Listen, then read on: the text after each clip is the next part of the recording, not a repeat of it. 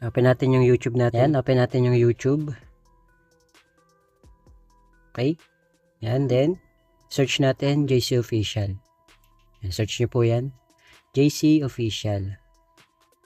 Ayan. Yan, bilang natin. Tapos punta tayo sa videos. Scroll up tayo, hanapin natin si Jamorant. Ito maganda kasi may ankle breaker na yan. May steal na rin.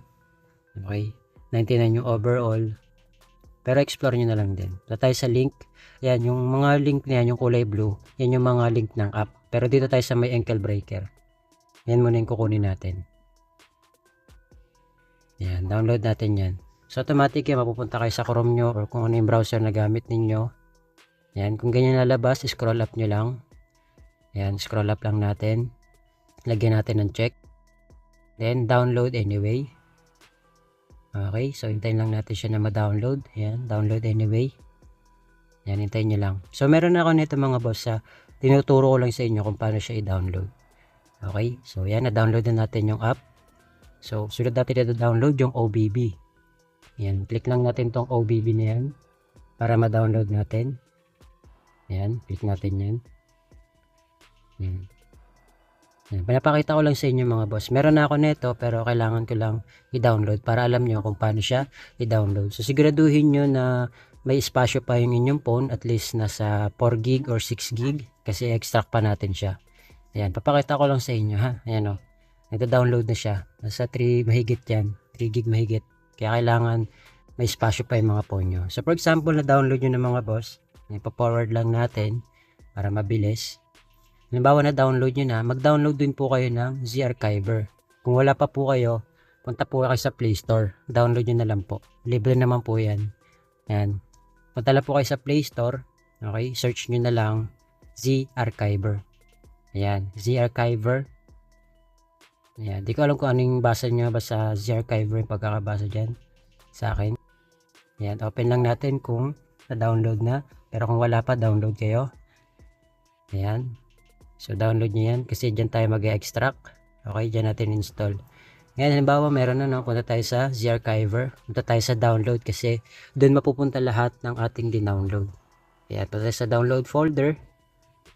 Ayan, hanapin natin yung app na dinownload natin. Ito yung app, si Jamorant. Install lang natin.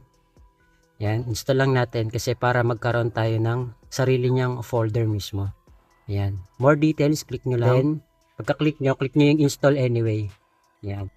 So, i-open natin to mga boss. Kailangan pala natin tong i-allow. Okay, scroll up lang natin. Yan. Scroll up nyo lang. Open nyo pala muna para ma-scroll up natin. So, kung makikita nyo dyan, pag in-open siya mga boss, allow lang mo pala muna natin, sorry. Hanapin natin NBA. Yan, NBA 2K27 by RA. Yan, shoutout sa inyo boss. Yan, allow lang natin siya, then back natin. Yan, allow nyo lang. Yan, magko-close first yan kasi nga wala pa yung OBB. Okay? So yan, kahit install nyo siya, yan, pag in-open nyo, magko-close pa yan kasi wala pa nga yung main patch tsaka yung OBB niya mismo. Okay? Main tsaka patch wala pa. So ganito yung gagawin nyo. Punta ulit kayo sa download folder. Then, extract muna natin tong NBA 2K26. Yan. Fast forward lang natin para kahit pa paano bumilis. Pero meron na ako niyan mga boss. Pinapakita ko lang sa inyo kung paano siya gagawin. Okay? So, kailangan may ano kayo. Espasyo. Yan. Buray na natin to para kahit pa paano lumawag yung espasyo nyo. Yan. Buray nyo yan. Then, i-click natin tong main tsaka patch nya. Select lang natin yung main tsaka yung patch. I-copy nyo or i-cut nyo. Yan. Then, punta tayo sa Android folder. Click nyo yung Android folder. Yan, punta tayo sa OBB. Click nyo yung OBB. Then, punta tayo sa com.tksportsnba 2K20. Yan, i-paste natin siya dito. Yan, papas forward lang natin para paano bumilis. Kailangan malaki yung espasyo ng phone nyo mga boss ha. Para hindi siya kahit paano mag-error. Para tuloy-tuloy tayo. Ayan. Then, ang gagawin natin, babak lang muna natin mga boss. Back lang muna tayo ha. Kasi, bago natin siya i-test, kailangan tanggalin muna natin yung mga recently up natin. Okay? Para di siya mag-error. Tanggalin muna natin yan. Okay? Saka natin siya buksan. So, Mga boss, kung mapapansin nyo, pag lumabas na yan, ibig sabihin working yan mga boss. Ha? Working na yan, ibig sabihin working na yan. Tapos itong gamit ko pala na OBB ngayon, bago na yan. Yung main OBB natin, bago na yan. Pag ganyan yung itsura, yan. Bago na kasi yung OBB natin. Ngayon, kung gusto nyo ng ganito, meron tayong tutorial na i-upload. Okay? So, upload ko yan kung paano magpalit para maging ganito yung inyong NBA. Yan, okay, yun na yung interface niya. Yan, si Kyrie Irving na. Diba? So, option tayo. Pakita ko lang sa inyo yung setup ko. Ayan. Makikita nyo dyan lahat. Ayan. So, sa difficulty, pwede kayo mamili. Superstar. Pinaka-hard na po yung Hall of Fame. Ayan. Rookie, Hall of Fame. Yun yung pinakamahirap mga boss. Ha? Hall of Fame. Kaya naman tayo sa video settings. Ganito naman yung setup ko mga boss. Gusto nyo gayahin nyo na lang din. Okay? So, depende naman sa inyo yan. So, punta tayo sa My Career. Ayan. Click lang natin itong tatlong bilog. Ayan. Click natin yung load. Mamili kayo dyan ng mga MCs mga boss. Created na yan ni Boss RA. Mamili na lang po kayo dyan.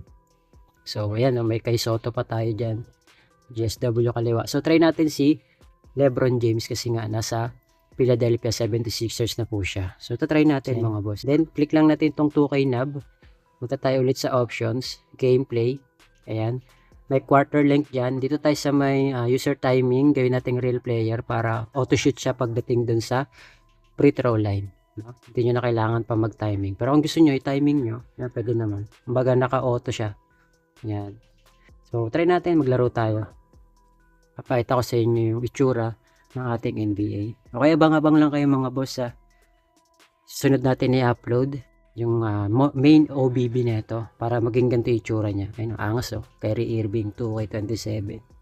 Diba? Angas. So, big credits yan sa lahat ng moders, lalo na kay Boss RA. Ayan, makikita nyo mga boss, itong ating video tutorial. I hope na masundan nyo po. Okay? Ayan.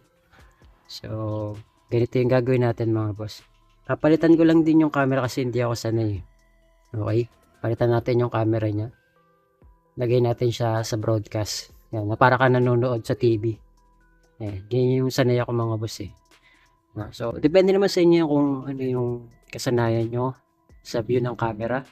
Basta sa akin, ganito. Sanay ako ng ganito.